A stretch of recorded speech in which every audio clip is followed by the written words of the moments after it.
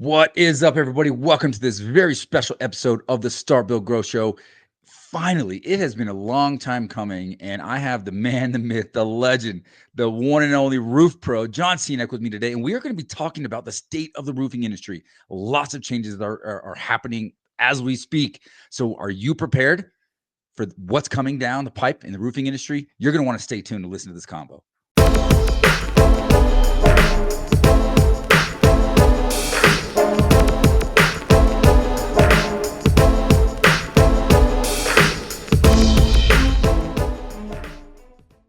All right, everybody. Hey, welcome, my man, the roof pro himself, Mr. John Senac. Bro, I don't know if it's my fault or your people's fault, but this is a long time coming, dude. I think I have like 400 episodes, and this is the first time we finally got together. This is the culmination of my career, bringing you on. What's up, bro? What's up, man? Well, look, I'm humbled to be on here. I'm excited to be on here. It is kind of funny how frequently we see each other at events, and the casual passing is, oh, we got to do that. Yeah. And then the whole event happens. We get away from it. It's like, oh yeah, we didn't get it done. So that's okay. Yeah. I like being, later in the episodes. We got to make sure it has some grit first, and you've got a good podcast, so we're good. I appreciate that. Yeah. And lots of change, right? Since the early days till now, like we actually have like, producers and like clips and good stuff happening with the show, a lot of promotions and cool stuff happening. So, hey, for those of you who are just tuning in, make sure to like, subscribe, and check it out and share this with your friends, comment, connect with us. We very much appreciate that.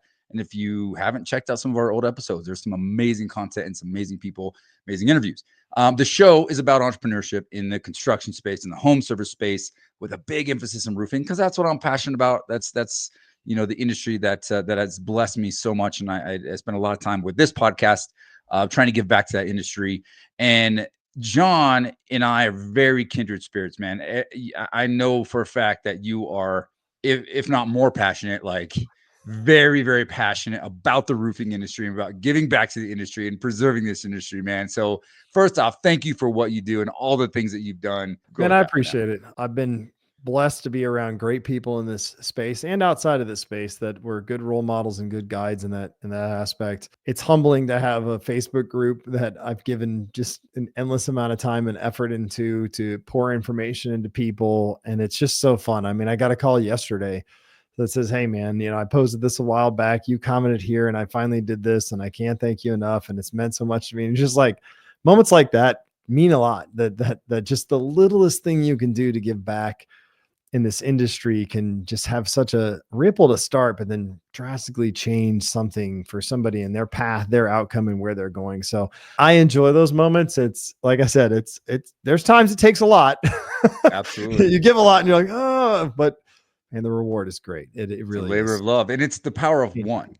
Yeah, exactly. Right? I mean, you've done a lot of speaking. I've been on a lot of stages, and it's like, people ask, yeah, it's nerve-wracking every single time you get in front of a big group of people. But at the end of the day, I always try to remind myself that, like, if one person listens to this podcast, if one person in the audience, if one person sees, oh, you only get 50 likes, or a couple people, like maybe 7 people might watch this, maybe one of those people might get impacted and might be able to do something and implement something that changes their life. And that's why we do it. Right. Bingo. First off, man, so this is a show about entrepreneurship, man. So I want to kind of go back to the beginning. Like, how did you get your, entrepreneurial wheels started, and share your story a little bit? So let's just do a quick recap. Years and years ago, all the way to getting out of college, I worked a very retail corporate job. And after I left that job, I worked for a very small private company, single shop. It was actually a pet services company. They did boarding, training, doggy daycare, everything. Kind of wild, some of the paths I've taken here. But it was in that realm that I really started to appreciate the difference between having a small business, running a small business, or being in a larger corporation. And it took me a while to figure out what space that was going to be in. I cycled through more jobs and things like that, but eventually landed in the roofing space. And I was selling roofing part-time while I was doing phone sales during the day. I was bartending. And then I went from that into management. And once I realized what these systems looked like, I then took that into, all right, let me go to a roofing company or a company or a construction company and say, hey, I think I can, copy and paste and rebuild and build this for you and scale this thing up. And really, I just got to work with, at its core, 4 main contractors that I spent about 3 years with each of them and just said, hey, I think I can do this. And, I've done it before. Let me show you. And I built their teams. I worked with them. They had great people to as a foundation to start. And we took them from $1 million to $5 million, from $1 million to $6 million, from 300,000 in roofing for a construction company to 6 million, so, and that's not me, that takes a team effort. I just got to be a part of building and shaping and structuring those things. And then, outside of that, I started that Facebook group, named that Shingle. And then we decided to create a shingle reporting service on top of that.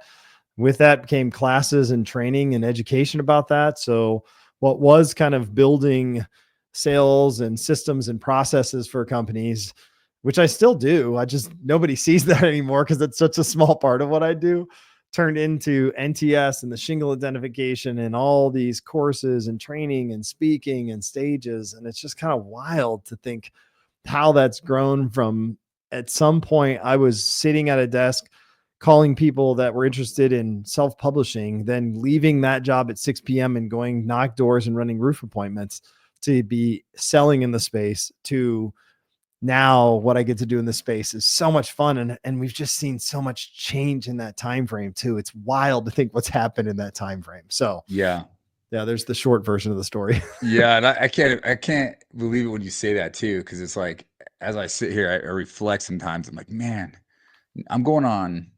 Well, I've been in the industry over 20 years when it comes to, because I was a contractor before. I built houses, and construction is all I know. Generational guy, like I grew up on the other end of a saw, right? My dad, working in the shop, my dad building things, my grandpa, and then just went to school and then worked full time for a construction company. So by the time I was even legally able to walk into a bar and order a drink, I had already like built a home from the ground up. Like I already had a lot of that's all I knew, all I know, right? And it's crazy to think that, like, wow, 20 years ago was a whole different world, right? There was no Amazon, there was no online, there was no Facebook groups. It was just like, get out there and find someone who knows what the heck they're talking about and follow them along, right? I remember the days of, I would spend like weeks on end with each of the trades to learn, because I wanted to be a home builder. So I'd go spend like weeks or months with the drywall guys or the painters and framing was kind of my trade, if you will, as a framer. Oh, nice. And I've done a lot of framing, a lot of trim work. That's trim carpentry. A lot of fun. My dad was an incredible trim carpenter, built decks, fences, like, cabinets. And it's just like, when it's in your blood, it's in your blood. Right. And then you don't ever know what's going to come of that, but then you just follow that passion. And then all of a sudden, here's an opportunity, lean in, Oh, that one didn't work. That path didn't work. Let's do something else. And I feel like we're very kindred in that. You just kind of, are passionate about what you do. And then when people ask, or like people lean into certain things, and you're like, oh yeah, I can help solve that problem. Let's do that. I think that's at its core. That's what makes entrepreneurship fun. It is. Can say my wife probably thought I was crazy a couple times in that path, because when we were starting the shingle identification service with NTS, and people were sending shingles to my house, right? Like I as a spouse who is not in the industry, I know there was times she was like, he's out in the garage just staring at shingles, like something's wrong with this dude.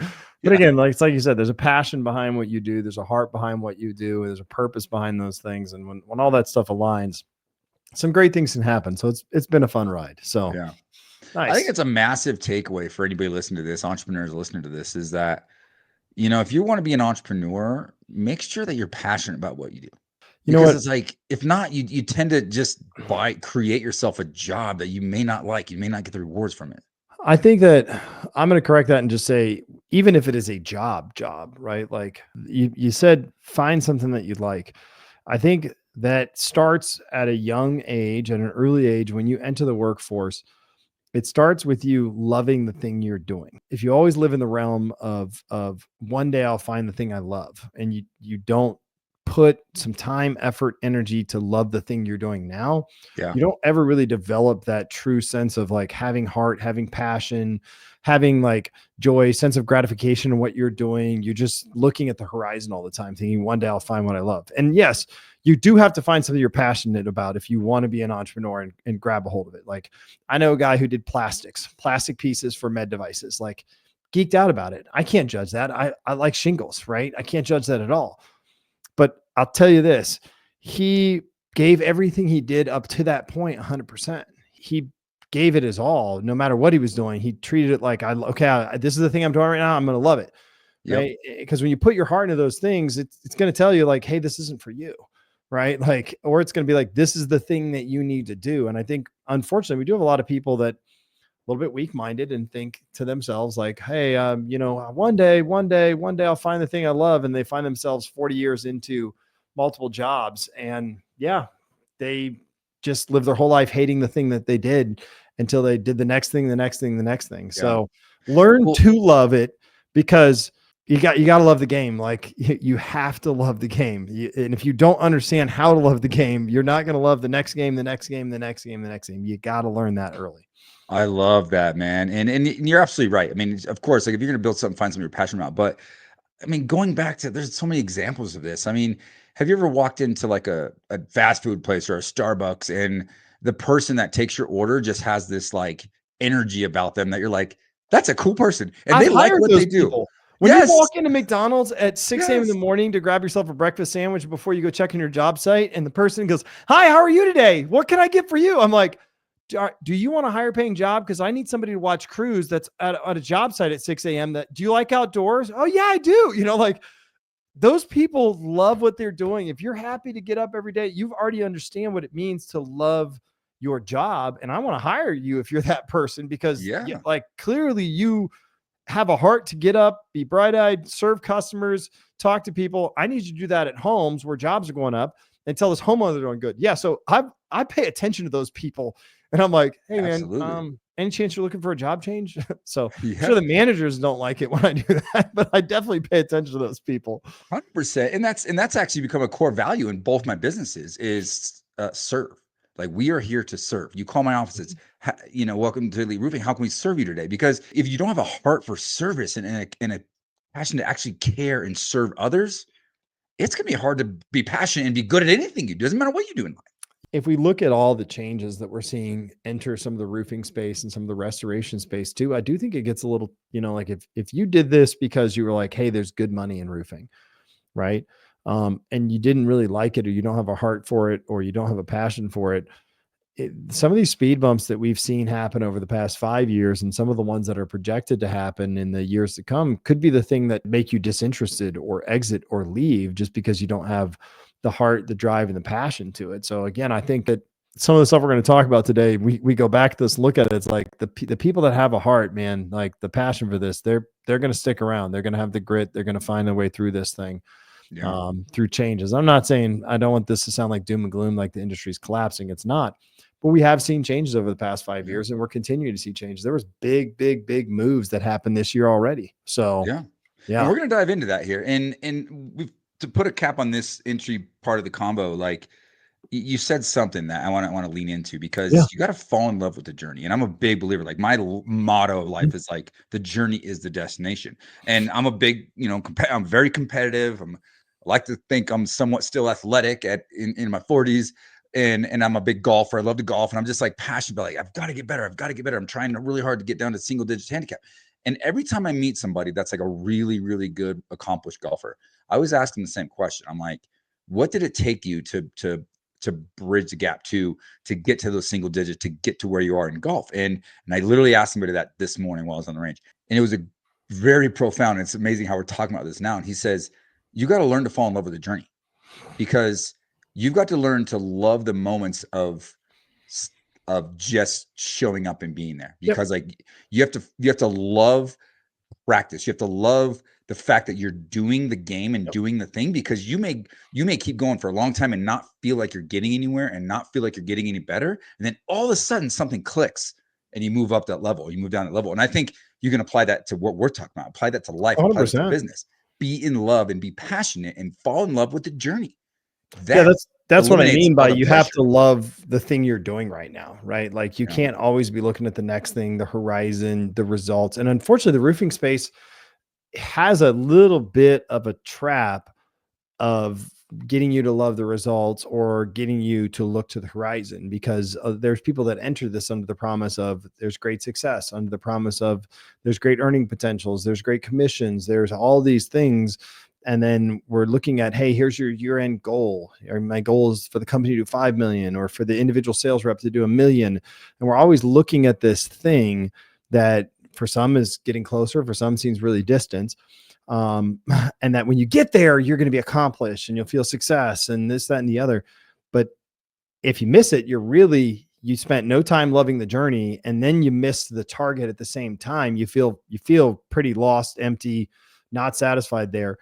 Or you get there and you're like, now what? So then the next target's 1.5 million, 2 million, 10 million, you just, and you're like, I don't know if I can get there again, because you didn't do anything to love the actual game, the actual job, the journey, whatever it may be. So I was very blessed that when I was a teenager, I started working at 14, and I worked for this incredible person, Steve Knott. This guy he did grocery store. He had a grocery store, and this was before big grocery stores came in. Marsh, Kroger, Giant Eagle, all these big grocery stores came in, right? And his grocery store got bought out. And when he did, he opened this small franchise frozen custard place. And that's the first place I worked as a real job. This guy showed me how he did his schedule, how he did his ordering, how he did his inventory. I watched this man get in there every day, and he'd walk up and people would come up the counter and be like, hey, Susan, how's it going? How's your daughter? Hey, happy birthday. This guy knew everything about these. Is that a new car? When did you guys get this? This guy loved what he did. And when I paid attention to it, I was like, this guy doesn't love ice cream. This guy doesn't love grocery. And he went on to do retail displays in grocery stores after that when he retired, because he loved customer interaction. He loved people. He loved serving. And that's all. So even when he sold that franchise out and retired, he took a job doing like Nabisco displays in grocery stores just so he could be around people and talk to people. But this guy, his dedication was making that person feel like they were valuable, that they were cared for. Now, did he have extreme systems and processes that I got to learn as far as running a business in the background? Heck yeah. I will forever thank that man for what I learned at 14, 15, 16, 17 years old, because I worked there all through high school. I wouldn't, if that job paid what I make now, I would still work that job. That's how good that dude was to people, okay, to be around. But this guy just wanted to serve people. And I watched this guy's passion, this heart. And so I got that impression as a teenager, man. And I'm so thankful for it. Man, that's so, so powerful. And you got to just love people, right? And I think entrepreneurship, sales, whatever it is, like that's a question you should be asking if you're hiring people. It's like straight up, how do you feel about others? Do you like, and like the person that you're standing in line at Starbucks that like interacts with the person behind them and that like is like friendly to everybody around them, that doesn't just shut down and like put their hood down on their head and do their thing. Like that's the person you want on your team. The person that truly actually cares about people and is curious about others and empathetic towards others and inquires and asks questions of others and actually wants to know, what they have to say. Like that is the difference between a high level producer and an average person. I mean, how many people in this industry you see sometimes, I'm probably going to offend people, but the talking heads, right? The people that, for a fact, they're just overstating everything. And they're all about just how much money can I make and how much can I show off? And then the people that you meet that are like truly passionate and appreciate the people and the journey and the experience and the service that they get to provide, who burns out faster and who lasts longer and who, can ride under the radar and be in this industry for a long time versus those fly by night, that kind of come and go. Seems like every few months. If the only thing you're watching as you go through this is your revenue, there's a lot of risk in that. And there's risk of burnout. There's risk of failing. There's some risk there. If the only thing you're watching in this is recognition, how well you're going to be recognized and noted and acknowledged, that's very easy to burn out, because the second that goes away, you burn out quickly. But if the thing you're watching is your reputation, everything else tends to kind of flow with it. The revenue, you monitor that reputation, you maintain a solid reputation throughout this. The revenue tends to continue to be a piece that follows good, solid work that's passionate, right? And then the recognition also comes with that too, right? But there's a lot of people who just are looking for the recognition or just are looking for the revenue, and they're missing some pieces in there. So anyway, all right, let's talk about the industry, dude. Roofing Well, industry. I do really like this conversation. Yeah. I enjoy this, man. Like I again, like people thought I was absolutely flipping crazy, just unpackaging shingles in my garage. Like I don't have the Jeff Bezos millions, but I do have the opening 1,500 samples in my garage story. But and even that's changed in and of itself. Like that dynamic is not the same it used to be when we started that venture back in 2021. Yeah. And we've seen a lot of changes in the industry. And now you've been in this for 20 years now. So, and you mentioned you were general construction. There was a phase where we saw a lot more general construction, general contractor, and then we saw this shift into roofing contractor. And a lot of that was storm and storm restoration take place. Then that just kind of, there was this ease or simplicity to it, along with a low barrier of entry. And it kind of blew up. Well, then we saw the collectiveness of groups and conferences come together, and then this big push of how we maximize ourselves in that space. And then out of nowhere, we get slammed with 2020 and COVID and material price changes and different limitations and restrictions. And man, my buddy Chris Zimmerman says this all the time. It's a pretty fair assessment, in my opinion. What do you do as an insurance company when you are regulated by the state on how much you can raise premiums, but COVID runs rampant and building materials run up and claims didn't slow down? And your claims just got super expensive because building material and labor changed in that, but you couldn't react and change your premiums in time. Meanwhile, I had some catastrophic events in there and wildfires and the inability to recoup from those. You know, the reins got tightened on those insurance companies. People can say what they want. Oh, F those guys, they make millions. And sure, yeah, their CEOs do make gross, The bonuses and stuff like that, right? But I like to look at both sides of this. Then we've seen more third-party assistance, less direct adjusters, less direct decision makers in the field, more barriers and hurdles to go over that we continue to see change.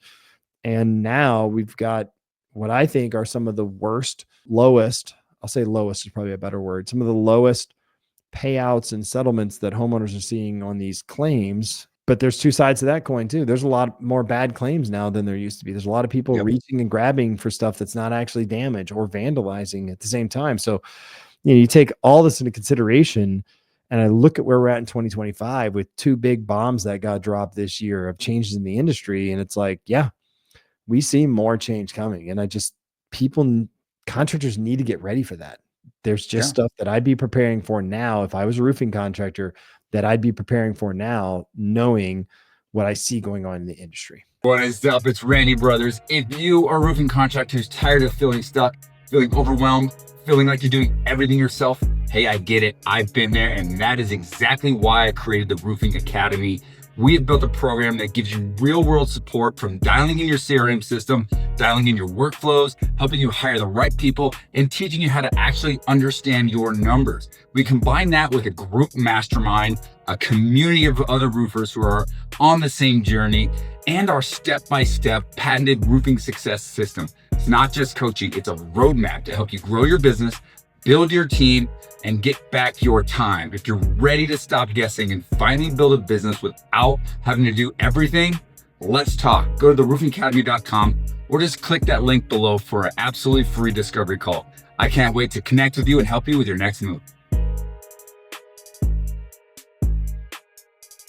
All right, man. This is a great time to do a quick segue. Make sure you make sure you subscribe, check the show out. I appreciate you listening. But we have two major changes. Let's dive in, man. Give me the first one. I'm going to give a subtle hidden one that most people don't realize, and it's just kind of a message of the industry. So Nearmap bought Itel. So here's the Itel path. The short version, nobody cares about this except for me because I do material analysis, but the industry should care about this.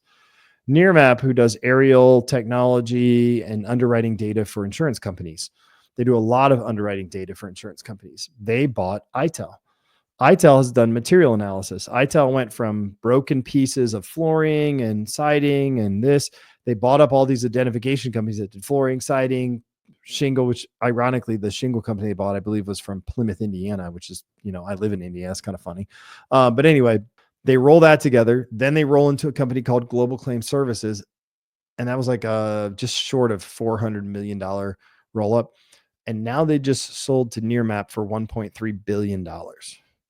Nearmap is buying them not because they do a bunch of identification reports. Nearmap, who provides data to insurance companies, is buying them for the data, for the pricing, for the data, back-end data that says how much and how frequent is this material and how common is the material and what are the average costs of all these things that insurance companies want to know.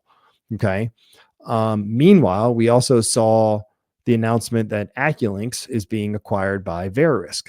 Okay. Mm-hmm. And that's one of the larger CRMs for roofing contractors. And now all of their data, which Acculynx has access to and owns, right? There's this big scare that it's going to be to Verarisk. So the one that most people didn't pay attention to was Itel Nearmap. But then the one that most people kind of heard and panicked about was the Verarisk acquiring Acculynx. And you know what? There's licensing agreements and your data secure and all this stuff when they own it. But at some point, there'll be a pass through of that information. I've read the slide deck. They're going to have even more information on pricing. All of that comes together to say data is king right now. And this information that's being collected is being used and analyzed and processed and examined. And I'd be really cautious as a contractor, who has my data, who's using that data, how it's going to be used, where it could be sold. And I'd be really cautious as a contractor. What data do I have and what am I collecting? What am I learning and understanding about the industry and the market and the areas that I'm in or the areas that I'm branching into or growing? Because we know that they're using that for a variety of reasons. So we'll get in a couple of those too. But those are two big things that have happened just here in 2025 that are sending the message, the landscape of consolidation, roll up, putting, like that's going on in our industry, and people just need to be aware that this is where we're at in this space right now. Yeah. And let me put a roofer spin on that, right? I'm always coming from the roofing side of things. I'm a roofing contractor. I'm CEO of a roofing company. I'm in the roofing space. I do coaching, consulting for contractors all over the country. And I'm really engaged with all these different models and all these different things. And the reality of it is it's never been more important for you to have dialed in systems in your business. Like if you're not tracking your data, if you're not tracking every single component of your business right now, good luck. Because one, you're not going to be attractive if you do want to roll up, if you do want to, sell the business or try to, get involved with PE or get involved some way. And the age of, there's always going to be a space for the real small chuck and truck guys. I get that. Hey, if that's you, lifestyle business, to each their own, more power to you. Love it. But there's going to be this gap that just gets wider and wider and wider that I see.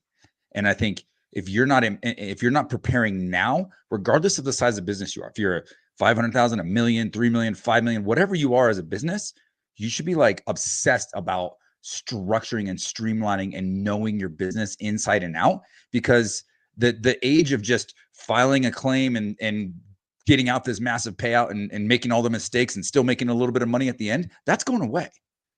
The retail world is going to take back over. It used to be that way back in the day, before all of us storm chasing roofers, filed claims because there's one hail hit on the roof over and over and over and over again. Right. And then we created this dynamic where the RCV and all that stuff. Nowadays, the way things are going is we've got to embrace a retail world. And in order to do well in retail, you've got to know your numbers. You have to know exactly where you need to be to operate your business. You have to be really efficient in operating your business. You got to know exactly what your margin you need to sell at in order to still build a thriving and successful business, which can be done. I don't want to freak people out. Yeah, but it's important that you dial this stuff in. But I do think for anybody that this comes down to, how refined is the machine? How sharp are your systems and processes? Because, you got to think of what it takes to turn a speedboat versus turn a cruise ship, right? Like when you start making adjustments, what does that adjustment look like? Is it disruptive or is it nice and smooth for you? And I think the systems and process is a key piece, because when we look at what you said, more retail, and I want to clarify, we may have a different opinion on this. I actually don't know yours. So we're going to find out here real quick Let's if you're go. smart or not. I mean, if your opinion's the same or not. The when we say more retail, when I say that insurance isn't going to go away. It's not like insurance is going to be gone. Like that's not a thing that'll happen. At some point, insurance pushes down to the very, very bottom of the bottom. We got to remember there's still a mortgage and money market out there that we saw really get after the insurance companies in 06, 07, 08. So there's some checks and balances there. But what we are seeing happen with insurance is they're moving more of the responsibility to the homeowner. Higher deductibles, more ACVs, more RPS policies, things like that. Or they're incentivizing the homeowner to do it their way. So there's programs out there where if you use the preferred contractor, you pay less, or you pay part of your deductible or none of your deductible. So they're basically saying, we're going to make you pay a lot more money and only take a portion of this claim if it's hail or wind. So there's hail and wind exclusions, or hail and wind exceptions, or hail and wind specific deductibles, or like very, very clear things that they are adding in there to say we either don't cover this at all, or we cover a very small portion or a part of it or half of it. I believe it was the state of Oklahoma a year ago they bumped up to the 3 to 5% bracket of deductible for percentage of home instead of the 1 to 3. Well, guess what? The carriers that want to offer the 5% start off from 5%. When you start talking about a $350,000 home that is going to have a 5% deductible, you're talking about $17,000. $17,000 deductible. How much do you think a roof is on a $350,000 track home in Oklahoma? 19 grand. Yeah. So they've moved almost all of the cost into the homeowner's pocket. So when I say we're going to see a lot more retail, I'm not saying you're going to suddenly have homeowners calling you saying, I need a retail quote for my roof.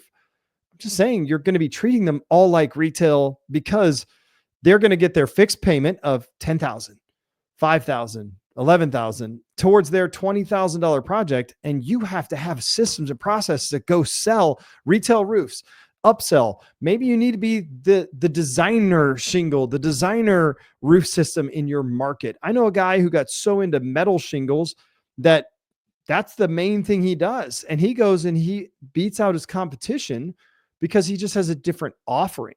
Right. But if you still are stuck in the world of, we're going to, like you said, file claims on minimal damage, get payouts, and tell the homeowner you won't have to pay anything other than this. Hopefully they're still telling them they need to pay a deductible.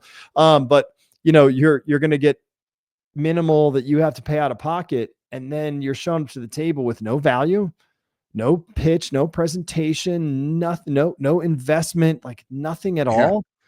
The people that do start free taking those roof systems, sign here, exactly, they're going to start outrunning you because they understand the retail market. Yeah.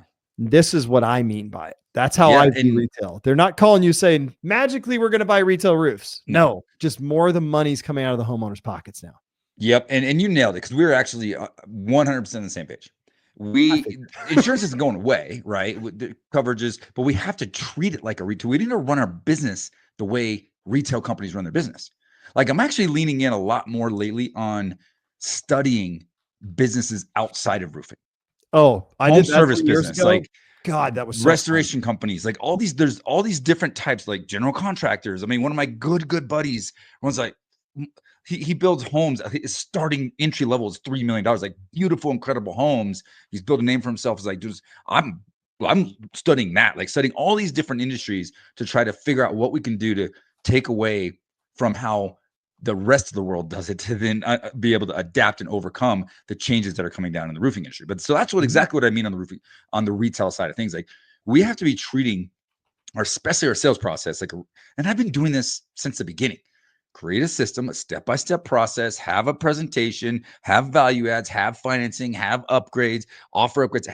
Like, all that stuff is going to be even more important in the very, very near future. So if you're not learning and adapting and implementing that stuff now in your business, you're going to be having a really hard time trying to catch up, especially as these roll-ups are happening. What do you think they're doing? Buying these companies that have long-standing history, that might be discombobulated and might not be super systemized. What are they doing? Streamlining their sales process. Yep. Right. And then also they're getting economies of scale. They're buying cheaper. So then now they can come in and still maintain a margin and still outsell you at a lower price. Like that's what's happening. And that's just the reality of it. Again, don't be scared. Be aware. Yeah. And we've seen signs of this. So it's not surprising.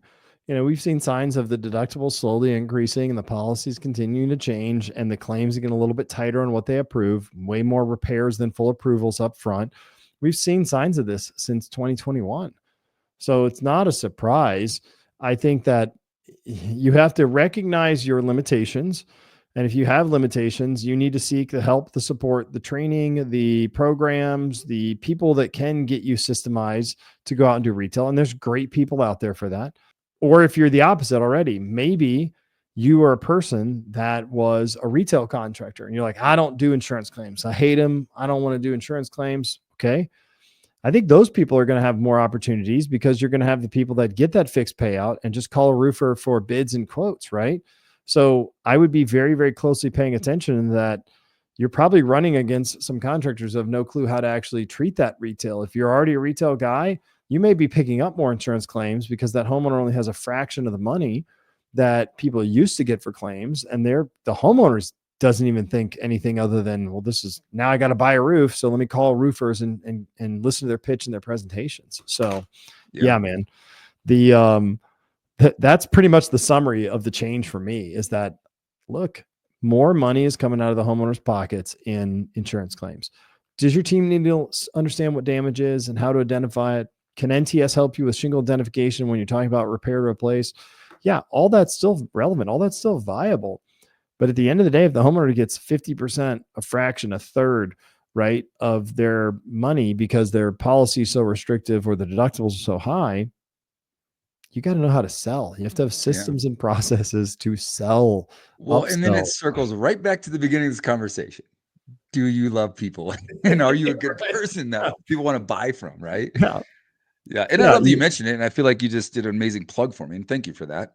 But and here's the deal. If this is really hitting home, you're like, man, I really need to evaluate my business. Like we actually created a business health assessment. So we'll make sure that it's in the links below. Whether you're on YouTube or whatever, you can take it. It's a few minutes. It's good 20, 30 questions. Like rate yourself as to what is systemized, what is not systemized, what you're good at, what you're not good at in your business. Be honest with yourself. It's okay. Like none of us came out of here. I don't know I have literally never met a roofer that graduated from Harvard and went into roofing. Like, or that doesn't happen. We're all like blue collar, like, you know what I mean? Like we just grind I did meet one dude that was an engineer and his buddy made a product. So his buddy was like, hey, come to this IRE thing. And he shows up to IRE in Nashville and he's like, this is roofing? It's like, what? And he's like, yeah, this is what these guys do. And the guy like left, went back home to his wife and was like, I'm gonna open a roofing company. And she's like, what in the world? She's like, no, it's easy. These guys are dumbasses. Like I'm at least, like educated. We're a bunch of idiots. He's telling me this story. Like, he's like, I literally went back to it's like, I called the whole industry, this, that, and the other. And I was like, it's like, so, and he started a roofing company, took a completely different approach to it. It's doing great, so like, but a majority of us are just, like you said, blue collar. Like we came into this thing and we've never really taken that checkup, that screening to see where you're at. And be humble enough to do that if you're a roofing contractor. Like, be humble enough to share your stories or have someone poke through your systems or look at them, because it's a fool's idea to think you can self-diagnose and self-analyze. And because you are very biased in that self-analysis process. When you have somebody else look at it, you may not like the answers, but they're things you probably need to hear or know. Obviously, if you're still afloat, it's not like your company's sinking, but I would rather be proactive than reactive and start learning, hey, let me start fixing a few things now. These aren't major issues, but I'm glad I'm aware of these issues. So 100%. I would rather be proactive and understand those things. So I highly encourage people get assessed and evaluated, understand where they're at, where they want to go, how they're going to get there. Yeah. So you can definitely, there's a link below, or you can reach out, go to the website, theroofingacademy.com, and take an assessment. We'll do a free discovery call afterwards. We'll go through that. We'll try to help you identify and help you, get some ways to streamline and identify some low-hanging fruit and ways to kind of really adjust systems in your business. And at the end of the day, the mission is sustainability and profitability. right? Those are the two things we need to be focused on. We talked about it earlier, like the fly-by-nights that come and go. Like I've seen the companies blow up overnight and then they're disappear the next day. You know, I've been doing it for 20 years. You know, we did an evaluation the other day and it's like, everyone's like, oh, 10 million this, 10 million that. I'm like, we've averaged over 10 million for over 12 years. Yeah. I'm not 50. That's okay. But we are sustainable and I live an incredible life. And now I spend a lot of time trying to share that and help others achieve that. And you do as well. And it's something we're very passionate about, giving back to the industry that has blessed us incredibly. And my man, John, is, as always, you and I can just like talk for hours and go 100% do some we things, could. brother. I'm just happy I finally made it on. We got another whiskey date coming up sometime soon. We're coming into conference season. I'm sure we'll connect with each other, brother. I need to bring you this. This is like they did this last year and I was skeptical about it because the Russell 13 was terrible, but this is on my desk right now. Very good, like wood, earth tones to it, like really full flavor to it. I need to see, next time I see you, I need to bring a bottle of this because it was unique, very unique. I can dig it, brother. We'll do that again. It is a date. For those of you who are listening to the show, thank you once again for joining us, for listening. If you're on the podcast, make sure to subscribe. We have a YouTube channel, The Roofing Academy. All of our shows are on there, clips. John, how do we get a hold of you, man? I know you're kind of all over the place as well. Give us some of your handles. Yeah. Everything except for Facebook is John the Roof Pro. So Instagram, TikTok, YouTube, everything is John the Roof Pro. John has an H in it, which we do have that for Facebook. That Facebook one is it's managed. When it comes to Facebook, if you're a Facebook person, just find John Senac, just like my name says, like how it's spelled, just find John Senac. That if you're a Facebook person, otherwise, if you're Instagram, TikTok, YouTube, at John the Roof Pro, just look for at John the Roof Pro. I've got tons of information. YouTube has a lot of free stuff for roofers to view. Facebook has my Facebook group. Name That Roofing, Siding, and More. We changed the name of it. Name That Roofing, Siding, and More. I've got great people that I pay to answer your questions in there and tell you what shingle it is, their team. I mean, I'm literally paying people money from my company to be on Facebook answering your questions to identify shingles. That's how much I'm willing to like commit to that passion in there. But y'all find me through any of those platforms. You can always go to johntheroofpro.com, the website. There's a contact form you can fill out that comes straight to me, and my assistant figures out, is it a quick question or is it private trainings? Is it, what do you need help with? And we'll get you the answers or the help or the whatever your inquiry is. We'll respond to that. So that's all the ways you can find me, man. Love it, man. All right. So in traditional fashion, at the end of these shows, man, I always like to put my guests on the spot and ask this one. I'm going to hit you with it this way. I want you to channel, where you are and what you know and what you've accomplished today. And I want you to imagine John Senac 15 years ago, the young entrepreneur, the aspiring guy. Like, what's the best piece of advice that you would give to yourself 15 years ago? Oh, man. So it's a quote I use a lot now. So some people who know who I am have probably heard it, but I'm going to put it in perspective for everybody as we wrap up. Time is your most valuable currency and opportunity cost is your greatest expense. Okay. We will get distracted with opportunities and then that creates opportunity cost that we are losing out on other opportunities. But there's a lot of people in any space. This industry is definitely known for it, where we don't manage our time well. And we treat it like it's a savings account with an unlimited amount in it.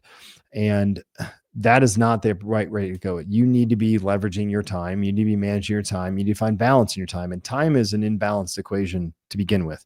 This whole work-life balance thing that people say, it's not a perfect equation. It's different person to person. Randy, we're both family men. We live that life. And some of the mistakes I made into this was putting time into opportunities that weren't worth it, putting time into distractions instead of more time I could have put in things, not putting enough personal time. I did have to remind myself that, look, part of time is when I'm in a moment, be 100% in that moment. So if it's family, I'm 100%, be in those moments. But dude, I really did not hit the mark as things shifted for me to sit down and say, hey, here's what I think the new time demand is going to be for me. Are you good with this? To my family, to my wife, to my kids.